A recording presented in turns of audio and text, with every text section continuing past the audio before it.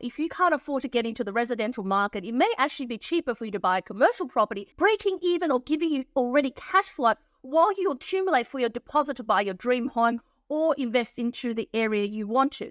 Now, most people think commercial property is complicated, too expensive, it has too much maintenance, but you are wrong. You see what happens, there are properties in commercial that are cheaper in the same area versus residential. Now, let's face it, the housing crisis is getting more severe. Young people can't get into the market. They can't save enough. In fact, you cannot save enough to match the capital gains that's happening in this market. If you're in an area where the capital gains are going up by 10 or 12% per year, you're never going to save enough. Every time you turn around, you're 10, 20% short. No matter how fast you try to save and how many jobs you take on and how much you cut back, it just isn't going to happen. The best way for it to happen is actually for you to get into the property ladder. Doesn't matter whether you're buying residential or commercial, but getting into the property ladder where the property itself is starting to build that capital growth with you as you save up a secondary deposit. Combined in the future, you might sell off that first property or refinance it, pull out the equity together. You then can buy your dream home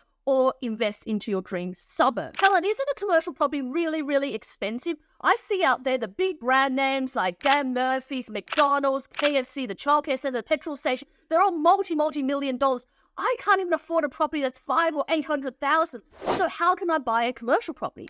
You see, sometimes it's actually cheaper to buy a little warehouse, a little retail shop, or a little office space in the same suburb than it is to buy the residential in that suburb. So how is that? Well, recently I had 2 clients come to me because their sons and nephews could not afford to get into the property market. They couldn't get into the property market purely because that it's just too expensive. They couldn't save enough. And they were both earning really good incomes. They were all on $100,000, plus their partners was on $60,000 or $80,000. They were on reasonable good incomes, but they just can't save enough to get into the market because everywhere they turn, every house is $800,000 to $1 million.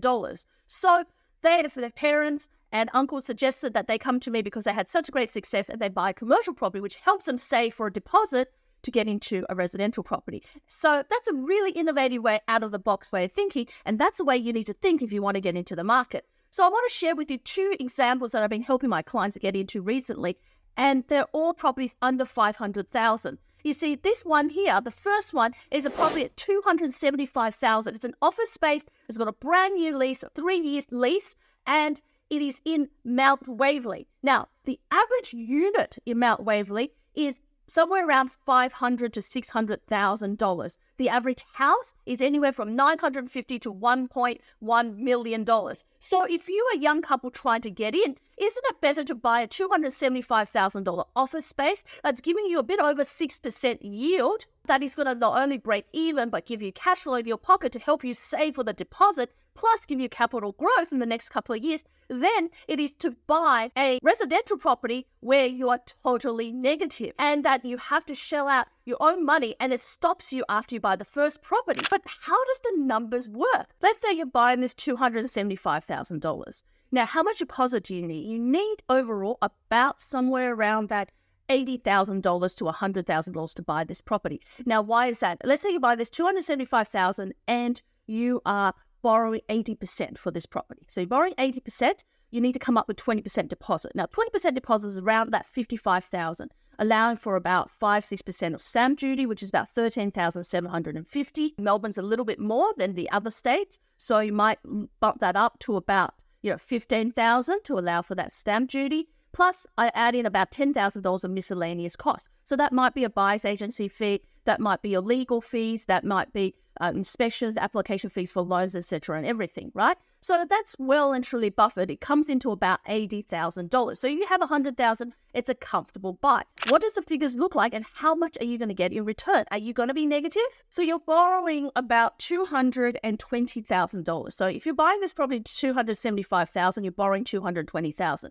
Out of the $225,000 right now, if you're borrowing 80% in the commercial space, your interest is going to sit a little bit higher. It's going to be above that 7% mark. It may be about 7 if you can service it. If you can't, it'd probably be a little bit more. So for this exercise, I'm going to calculate that it's going to be around that 7.35% mark, which is quite high in this market. It's probably at the top of that market. I want to give you that so that you're fully prepared. If you get less than that, you're going to get more money in your pocket. If you're not likely to get more than that, because this is what I'm seeing currently with our clients who are struggling to service, who are getting pretty much Your second tier lender is at the top of the market interest rate. So it's always good to have a bit of a buffer. So what that means is that the actual interest rate is going to be about $16,170. So that's exactly how much you need to pay for interest to be able to support this property. Now, remember, this is a commercial property, which means that your tenant pays for all of the outgoings. That means that there's more money in your pocket. The money you get in your pocket is net. And this property here, because it's a little office space with 3-year lease with a really good tenant, it only takes a few months to rent out, so really literally no vacancies in that building. This property is yielding just a bit above 6%, so 6.25% for this property, which means that it brings in about $17,875, right? Now, remember your repayments is $16,170, but you're getting in $17,875 in rent. That means you're actually clearing about $1,700 in positive cash flow. On a small property of $275,000, you're clearing $1,700. So what does that mean to you? It means that this property costs you nothing to hold it, and you're making your money work for you harder. So your $80,000 or $100,000 now, you're actually moving up in the property line because that property is going to have somewhere between 5 to 7% growth each year, which is going to help you with trying to get to your destination, right? And all along, it's starting to split out in your cash flow already. So, you don't have to find to cut back for another $2,000. You've got an extra $2,000 per year. When the interest rate comes down, you're going to get $5,000, right? So just imagine that it's going to give you probably over about $10,000 over 3 years of holding this property, plus the growth. So your $100K or $80K that you're putting in there is now working really, really hard for you, and it's helping you save for the next deposit. So that's why it's actually cheaper to get into a commercial space than a residential space. In fact, recently I looked at another property here. It's a property in Port Macquarie, right? In Port Macquarie, if you want to buy a house, you're looking at, on the cheap side, $600,000-700,000. On the expensive side, we're seeing properties $9 to $1.2 million around the Port Macquarie. This property in a suburb of Port Macquarie is under $500,000. Same thing applies in the numbers. It's still going to yield over that 6% mark. You're going to see cash flow in your pocket from buying this property. And you can get started. This property probably costs you about maybe less than $150,000, probably around $120,000 to get started if you are just in your starter property and you can't afford to buy into that area. So these are prime examples how it's cheaper to buy a commercial property in the same area as you would have bought a residential property. So if you just want to get into the property game and that you want your money to work harder, then sometimes buying a commercial property is actually then better than buying a residential property, especially when you get it started. Remember, you don't have to keep the property forever. In 3 years' time, you can refinance against the equity against the property, the growth. In commercial, it works out exactly the same way as residential. You can refinance against the growth of that property. Or you can sell the property, combine the cash you've got with the deposit you have, and buy in the area you choose, right? That is why it's so important to get started. And it doesn't matter whether you buy residential or commercial, because ultimately we're all property. It's important to get into the property game, right? So that you can start accumulating wealth. This actually reminds me of when I first started investing commercial. I bought a $360,000 property when I first started in North Sydney and Sydney. Now, I could have bought a residential at that time, probably a 2-bedroom apartment. At that time, it wouldn't be enough to buy a house, but I bought a little retail shop instead because the yield, the return, was better than residential. Now, let's look at that for you. If you were to buy the same property I've talked about before, the $275,000 property, and you bought it in Mount Waverley for a commercial property that gave you $1,700 return, if you bought a residential property and you bought the apartment there, and you bought it and it was costing $500,000 to $600,000 in terms of purchase price, and the rents or something like that, it's probably somewhere around $400, maybe $500 at most a week. Which means you're getting about $25,000 in your pocket before expenses and mortgage, right? The mortgage or something like that, we already know if you're borrowing 80%, you're going to be looking at probably borrowing somewhere around $400,000, right? So you're going to be already about $30,000 to $35,000 in repayments in that property, right? About $32,000 in repayment, which means that your $25,000, you're going to be short. You're going to be negative about $10,000 to $15,000 after outgoings and everything else, even with your tenant paying you rent. So if you compare that side by side, the $275,000 property, cheaper to get in, easy to get in, you can buy now, and giving you $1,700 of positive cash flow.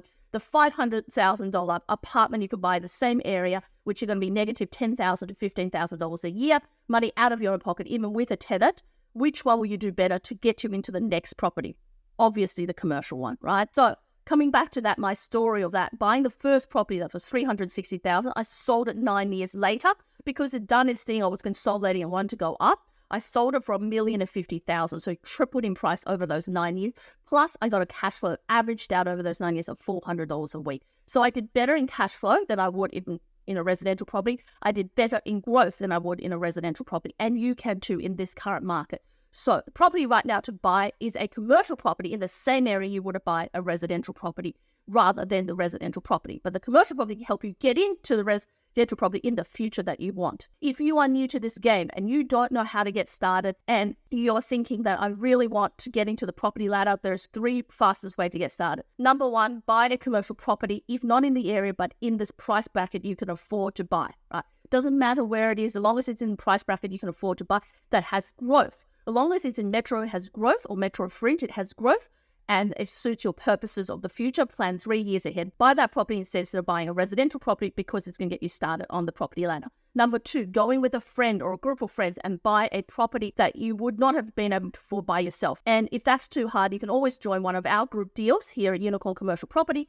And that can help you with the ladder up because it's going to give you value over that time, because 3 of your friends come together and buy $1 million property versus one of you buying a $275,000 property. So 3 of you could be in the game together with the idea that later on you would sell that property and each of you could sell the profits. If you can't do that, join one of our group deals. It's the same analogy. Number 3 things to do is to look at properties that no one wants, because remember, it's your first property. You actually have the servicing to be able to do it. Now, in commercial, there's lots of properties that's undervalued that way. Shorter leases, the tenant's been there for a long time, never had the rent go up, the place needs refurbishments, hasn't got the right fit out for it. You could do a simple renovation on a cheap property and get you a leg up. It might not give you a huge 20 or 40% return, but it might give you 10 or 15% increase. If it gives you 10 to 15% increase, you're still doing better. You're in the property game. You are actually moving ahead. You're actually increasing your deposits, which is really important when you're young and starting out. Now, if this video is of interest, spread the word, share it with your friends. Make sure everybody can get into a positive cash flow property, which is really important because that's going to help you the next step. If you like it, smash the subscribe button, reach out to us on a free strategy session here at Unikorn Commercial Property, and leave us a comment.